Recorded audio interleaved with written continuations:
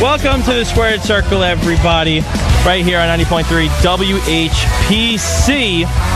My name is Joe Ritter. You gotta lower that music, son. You gotta lower that. No, it's the future. It's the future. Do you like her now? Listen, I've been like, I went on like her like Twitter and stuff, and I've been like seeing what she does like out of the ring, and she's really cool out of the ring.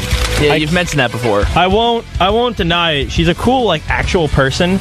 So hopefully her and Charlotte get a good promotion.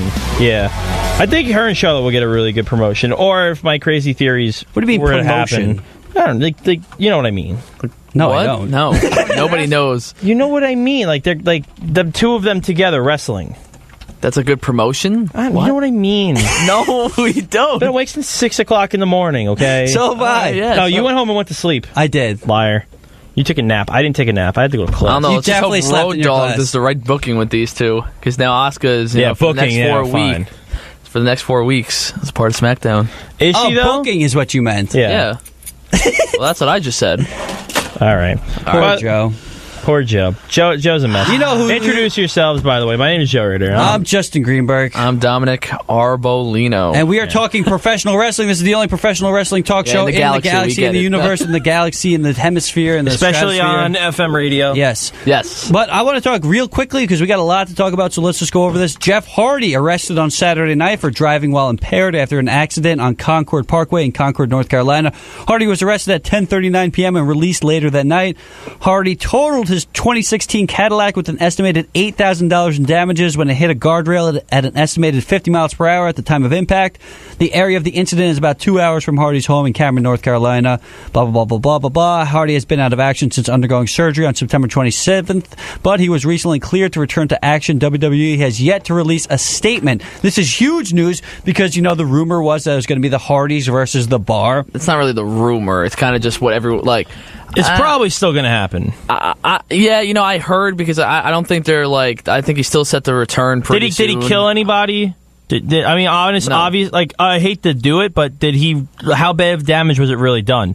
It's not good to drink and drive. Absolutely not. And first of all, this is driving while impaired, so I'm assuming he was on some sort of pills or something because it wasn't driving. See, but my thing is, wrestling is a very finicky business where some guys get away with anything they want, and other guys get kicked out for accusations. Okay, but I just want to, because we do have to cover the pay-per-view, but I just want to go over this real quick because Jeff Hardy has had so much trouble in the past. This is not like a first-time thing. The guy's been fired, suspended, let go from the company like 4 or 5 times. He's not, a role model citizen. If you just watch his match versus Sting at Impact Wrestling, which was TNA back in the day, he was so messed up during that match. It was the main event of a pay-per-view. The match only lasted 15 seconds because they had to call an audible because he was so messed up. So this isn't a first-time occurrence. I feel bad for Matt Hardy, who's always had to, kind of take care of his younger brother. And Matt, you know what, has just started his woken universe. Yes. It's coming this week. I would think they're going to start to get everything on television. Mm-hmm. So it's looking like Matt Hardy's going to have a pretty good next month or two. But one of the Usos, or next month and then I don't a lot know. back. I'm not crazy about. I mean, I know. Hopefully they do it right, but I don't know. Just with Bray still, it's just so stupid. Yeah, that needs to end. The Bray is just such a stale character.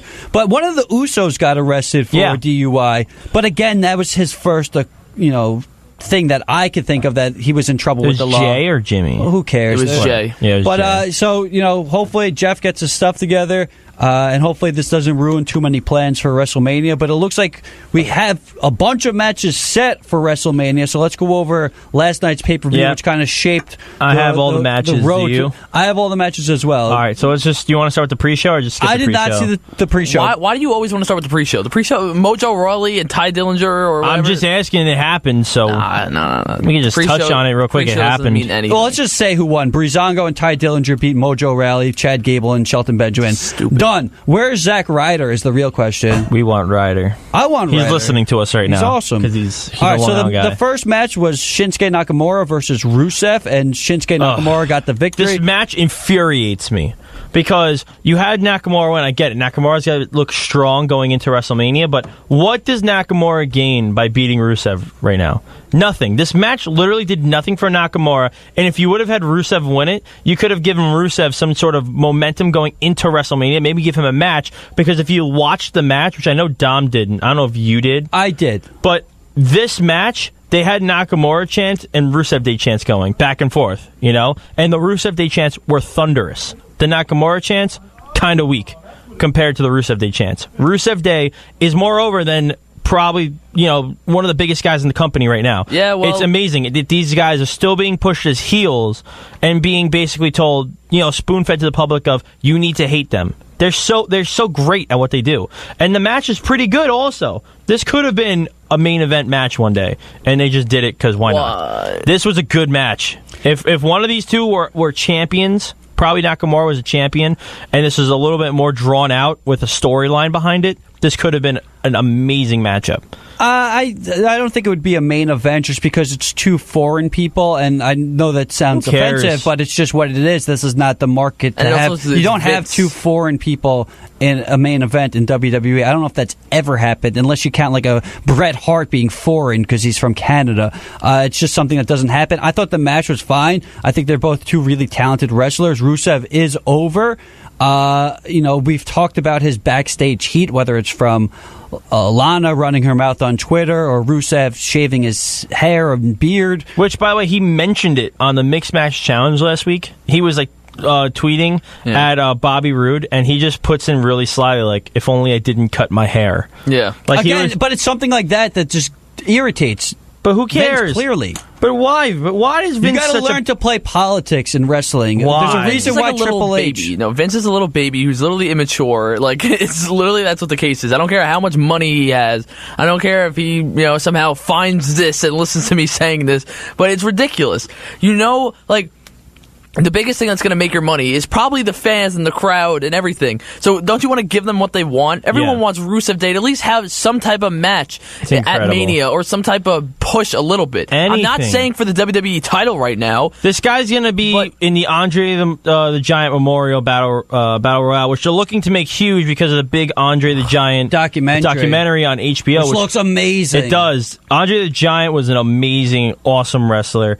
Probably one of the biggest names in wrestling of all time. Yeah, he's definitely in the top 5 biggest. As probably far top as like 3. If you're talking just name recognition, you know, it's top Hogan, 3. It's Andre, it's Austin and Rock, like top 4 or 5. Yeah, he's definitely like Andre the Giant was a superstar. Yes, and that's awesome. I cannot wait for that documentary. Directed by Bill Simmons. It comes out a couple of days after Mania. So yeah, you're right. I could see even Bill Simmons appearing, maybe doing commentary because I know he's done it before on Raw a few years ago.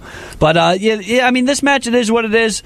You knew Nakamura was going to win. We all had Nakamura winning. I mean, there's no reason for him to lose, especially heading into what's going to be either the main event or co-main event of WrestleMania. You don't have him lose to a guy who, I know we love him, but he is a jobber. I mean, a little better than a jobber, but he loses majority of the time, Rusev. Well, that's because how they're booking him. Yeah, I mean, it's not his fault. It's, you know, if they did listen to the audience, it would be a different story. But which they claim to. But they don't, though. We know how stubborn Vince McMahon is. You were saying he's a baby. He really is. If you look at, you know, the Roman Reigns situation, everybody wants him to be a heel, but it just hasn't happened because he's thick-headed. But it is his company, so he could do whatever the heck he wants. Yeah, we can't really tell him what to do. Let's move on to the second match, though, is Randy Orton versus Bobby Roode. This is a much better match than I thought it was going to be. It went on. I'm looking at the length of each match. This was the second longest match, 19 minutes and 15 seconds. That's a very long match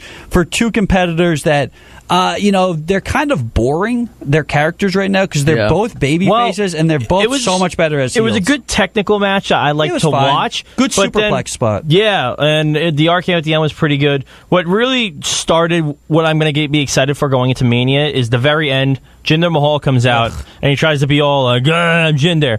But then Bobby Roode hits him with a glorious DDT, and you're like, all right, he defended Randy because he's a face. That's just what's going to happen. And then he glorious DDT'd Randy and looked pretty. He looked pretty angry and he looked pretty like distraught. So it's like, all right, maybe this is the beginning of a heel turn for him. That's much needed because face Bobby Roode is not going very well. I don't think that's start of a heel turn? I mean, it potentially can, but No, I think he's going to be healed by WrestleMania. I He hope should. so. But where does this go? Where do you guys quickly? Where do you see Rusev going? By the way, do you see him in the Probably the Battle Royal. He'll win the Battle Royal. Yeah, he could win the Battle Royal. He'll probably win it. But where do you see Orton, Rude, and now Jinder Mahal? Let's say threat, Randy Orton won the match.